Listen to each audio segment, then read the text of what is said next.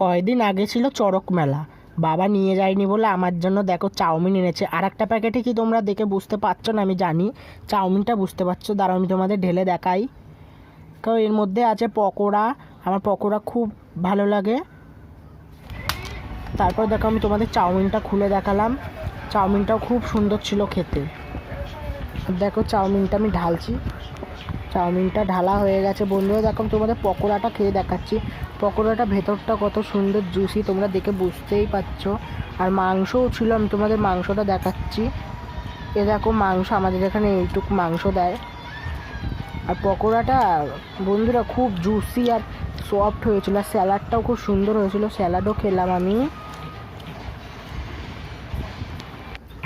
তারপর দেখো আমার খাওয়া হয়ে গেছে, চামচি দিয়ে খাচ্ছিলাম, কিন্তু দেখো আমি খাচ্ছি।